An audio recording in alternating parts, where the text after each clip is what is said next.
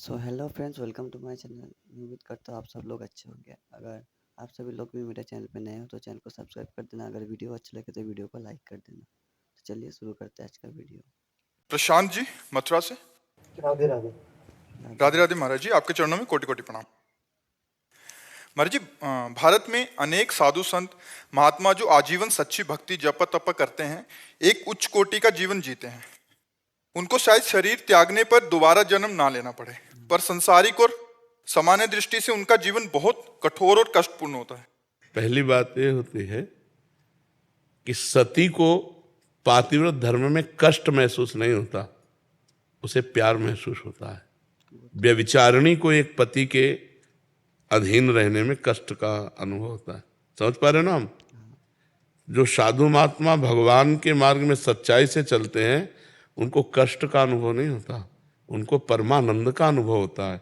अगर कष्ट का अनुभव हो तो चला ही नहीं जा सकता। चूंकि हम चले हैं, ये नहीं होता कि भाई आप अनुमान करके कह रहे हो, हम उसे जिए हैं।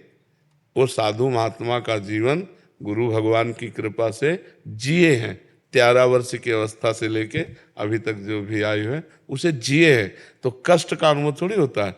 5-5 दिन 6-6 दिन भोजन नहीं मिला तो एक आनंद का अनुभव होता है, एक अद्भुत आनंद। उसी आनंद की उमगन में हर कष्ट सह जाए। माता पिता से बिछो, स्त्री भोग का त्याग, रसेंद्री जनेन्द्री के भोगों की तरफ से पूर्ण उदासीन, गर्मी सर्दी बरसात मान अपमान निंदा स्तुति सबको सहते हुए, क्योंकि एक परमानंद का अनुभव होता है तो उसमें कष्ट नहीं होता। कष्ट देखने वाले को लगता है, उसमें नहीं। जैसे वीर पुरुष को युद्ध क्षेत्र में कष्ट का अनुभव नहीं होता, उसके अंदर एक उन्माद होता है विजय सिंह प्राप्त करने का, और जब उसके अंगों में घाव होता है तो उसके अंदर और उन्माद प्रबल होता है। लेकिन कायर पुरुष को ये देखकर लगता है बहुत कष्ट है इसे। समझ पा रहे ना? तो परमात्मा का मार्ग आनंदमय है, ना कि कष्टमय। संसार का मार्ग कष्टमय है, परमात्मा का जो मार्ग है वो आनंदमय है। स्वयं परमात्मा श्री कृष्ण इस संसार को दुखालयम अशाश्वतम कह रहे हैं। पहली तो ये बात हुई। अब दूसरी बात ये हुई कि जो साधारण जीव है उसको उतना तप करने की जरूरत नहीं पड़ेगी जितना महापुरुषों ने किया है। इंजन बनाने में ज्यादा परिश्रम पड़ता है और डिब्बा बनाने में उतना परिश्रम नहीं पड़ता। पर इंजन 1 2 3 4, लेकिन डिब्बा 100 150। इंजन से कनेक्शन की जरूरत डिब्बे की है। अगर ठीक कनेक्शन है तो इंजन में 1 2 3 4, लेकिन डिब्बे में 100 150 लोग वहीं पहुंचेंगे जहां इंजन पहुंचेगा।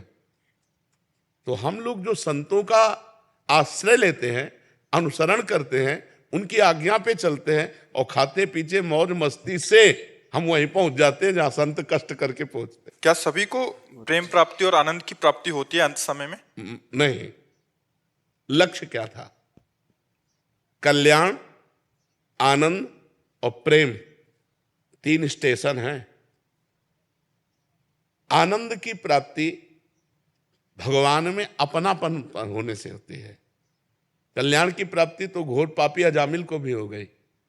अपने पुत्र के मिष से उसने नारायण बुलाया अंतिम समय, उसको परम पद की प्राप्ति, कल्याण मिल गया। लेकिन प्रेम ही अत्यंत दुर्लभ वस्तु है। प्रेम तो उन्हीं को प्राप्त होता है जो जननी जनक बंधु सुत दारा, तनु धन धाम सुहृद परिवारा, सबकी ममता ताग बटोरी, मम पद मन ही बांध बर डोरी, समदर्शी इच्छा कछु नाही, हर्ष शोक भय नहीं मन माही, अस सज्जन मम उर्बस कैसे, लोभी हृदय बसहि धन जैसे। स्वयं भगवान श्री राम जी कह रहे हैं, माता से, पिता से, भाई बंधु पत्नी धन संपत्ति घर परिवार सबकी ममता बटोर कर जिसने मेरे चरणों में लगा दिया, जो संत समागम ज्ञान के प्रधान भाव में आकर सब जगह एक ही परमात्मा का दर्शन करते हैं, समदर्शी, कोई इच्छा नहीं रह गई, जो कामना रहित हैं, विनिवृत्त कामा, और जो सुख दुख में समान भाव हर्ष शोक से रहित महापुरुष हैं, वही भगवान को प्यारे हैं, वही भगवान को प्यार कर सकते हैं। भगवान को प्यार करना सबसे कठिन बात है। यद्यपि हम अनजाने में प्यार उन्हीं से करते हैं।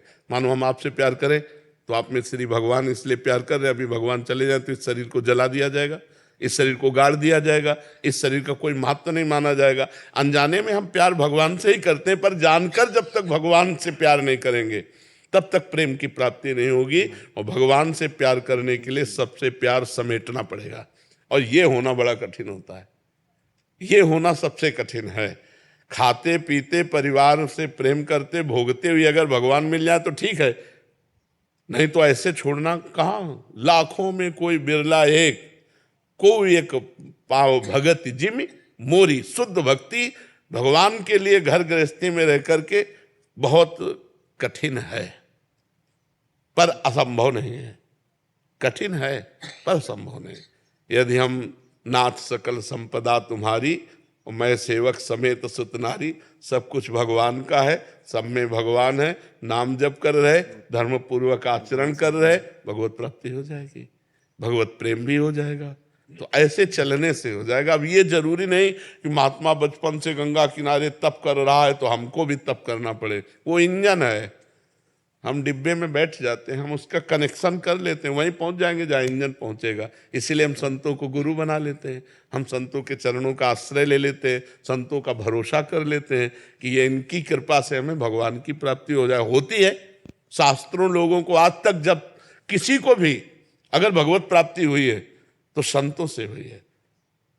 मति कीरति गति भूति भलाई, जब जे जतन जहां जे पाई, सो जानो सत्संग प्रभाव, लोकों वेद ना अनुपाऊ। लोक और वेद में उनको उपाय नहीं है। संत महापुरुषों का समागम, उनका आश्रय, उनके वचनों का पालन, यही भगवत प्राप्ति करा देता है। समझ पाए आप जी?